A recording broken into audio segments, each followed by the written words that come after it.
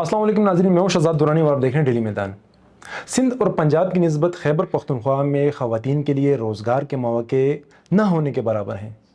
इस शदीद दबाव के बावजूद पेशावर की एक लड़की ने, जिसका नाम हिना बुखारी है, अपना रोज़गार शुरू किया है।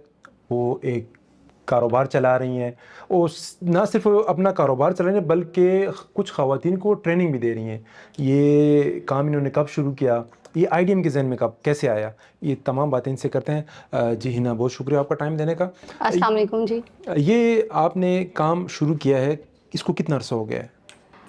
इसको तकरीबन 7 ईयर्स से तो मैंने ऐसे स्टार्ट लिया हुआ था कि ऑन बोर्ड नहीं थी मैं, और 3 ईयर्स हो गए हैं कि इसको मैंने प्रॉपरली रजिस्टर्ड किया हुआ है अपने इंस्टीट्यूट को। और अल्हम्दुलिल्लाह मेरी जो स्टूडेंट्स हैं वो मुख्तलिफ़ एरियाज़ में जाके अभी फ़र्दर ट्रेनिंग्स दे रही हैं। मतलब मैं सिर्फ ट्रेनिंग नहीं दे रही, अपने इलाके के लिए ट्रेनर्स तैयार कर रही हूँ। ठीक है। बिज़नेस आइडियाज़ भी उनको, एक बिज़नेस मॉडल उनको डेवलप करना सिखाना, रोज़गार के आइडियाज़ उनको देना ई कॉमर्स के थ्रू।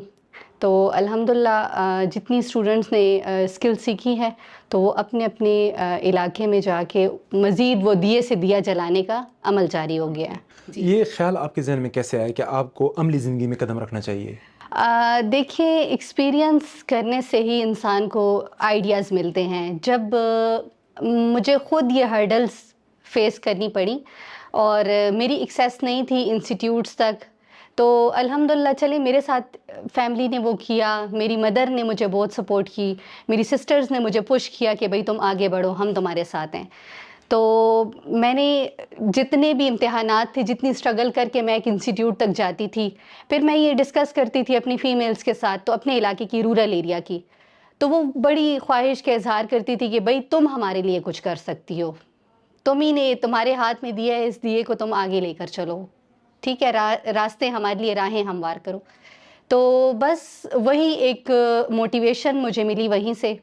और अभी जो है तो उनको साथ लेके एक कारवान चलने लगा है अल्हम्दुलिल्लाह। देखें, आपको फैमिली का सपोर्ट था, लेकिन जिस माशरे में हम रह रहे हैं, आपका तलब एक नवाही इलाके से है, बिल्कुल। तो वहाँ का जो प्रेशर था वो आपने किस तरह बर्दाश्त किया है?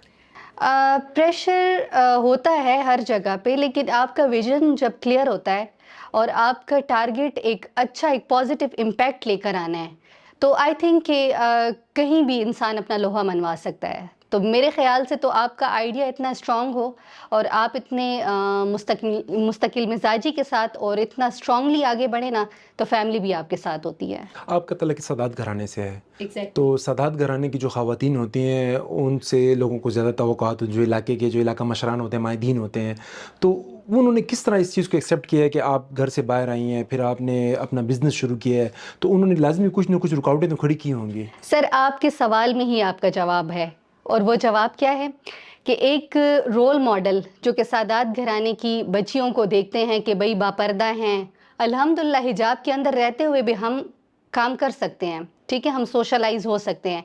मैं ही तो फर्स्ट रोल मॉडल उनके लिए बनी कि जब एक सादात घराने से एक बच्ची निकल के और अपना बिजनेस कर सकती है, विमेन एम्पावरमेंट के लिए बात कर सकती है, स्किल डेवलपमेंट के लिए बात कर सकती है, तो वाई नॉट के बाकी जो हैं, तो उन्होंने तो वैसे ही मतलब वो बात बनाई है कि रीज़न्स, छोटी छोटी रीज़न्स बना के और बैकवर्ड हो जाती हैं, पीछे हो जाती हैं।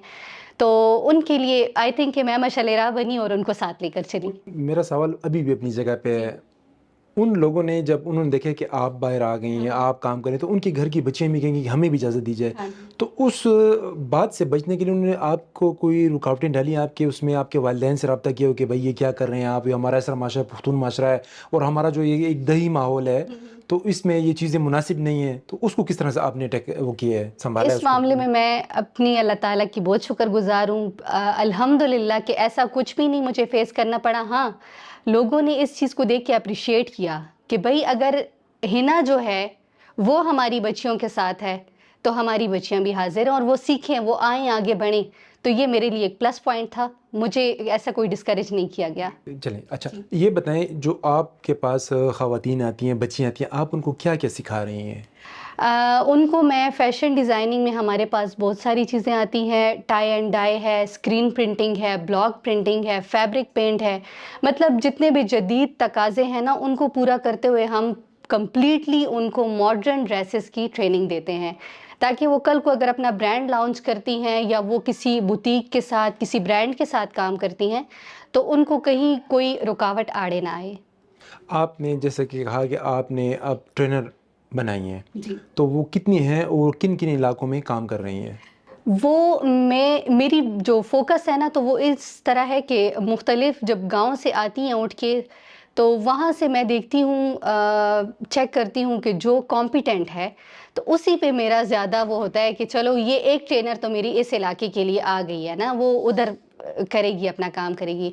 تو مختلف ہمارے ایریا کے ساتھ جو ان ٹچ گاؤں ہیں، جس میں سمر باغ ہے، جس میں گڑی بلوچ ہے، جس میں کھٹن آتا ہے، وٹ پگا آتا ہے اور ناز آباد وغیرہ، تو یہ بہت سارے ایریاز کو میں نے ٹارگٹ کیا ہوا ہے جو میرے ارد گرد ہیں۔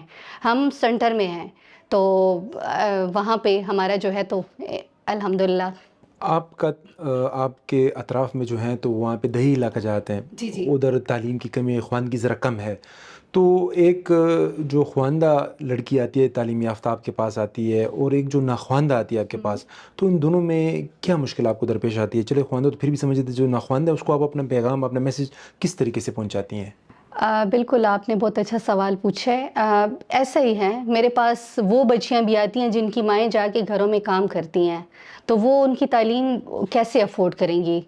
ان بچیوں کے ساتھ میں فلی سپورٹ کرتی ہوں، ان کو میں پریکٹیکل طرف زیادہ وہ کرتی ہوں نا، کہ وہ پریکٹیکلی ٹائی اینڈ ڈائی کر رہی ہیں تو ان کو میں اپنے پیمانوں سے اور اپنے اندازے سے بتا رہی ہوتی ہوں، کیونکہ ان کو بھی تو ہم نے ناکارہ نہیں چھوڑنا، ان کو بھی تو ہم نے اپنے ساتھ امپاور کرنا ہے، آگے بڑھانا ہے۔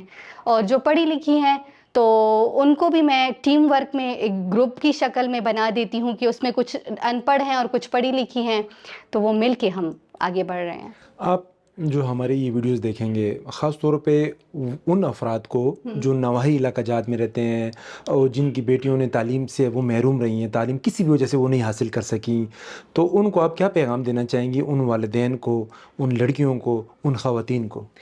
اچھا، ان لوگوں کو جو کہ ایکسپینسز سے ڈر کے یا وہ کسی بھی اور وجہ سے پریشان ہو کے پیچھے ہو جاتے ہیں اور آگے نہیں بڑھتے اور خود کو یا بچوں کو آگے پش نہیں کرتے ہیں کہ وہ کامیابی کی طرف بڑھیں، تو اس میں ایکسپینسز بھی نہیں ہیں۔ آپ ایک سلائی مشین کے ساتھ جو ہے نا تو اپنی لرننگ جاری رکھ سکتے ہیں اور اسی سے آپ پورے علاقے کو بھی مستفید کر سکتے ہیں، کیونکہ اس کو میں نے ایکسپیرینس کیا ہے۔ میرے پاس ایک مشین تھی اور اسی سے میں نے اپنی مشینیں جو ہے نا پروجیکٹ کر کر کے، میرے پاس اس ٹائم میں 20 مشینیں ہیں جو اس ایک مشین سے خریدی گئی ہیں وداؤٹ اینی سپورٹ، نہ کسی این جی او کی، نہ کسی گورنمنٹ کی سیکٹر کی، اور وہ اپنے آن پہ، لیکن بیلیف ہونا چاہیے۔ جی ناظرین، آپ نے حنا بخاری صاحبہ کی باتیں سنی۔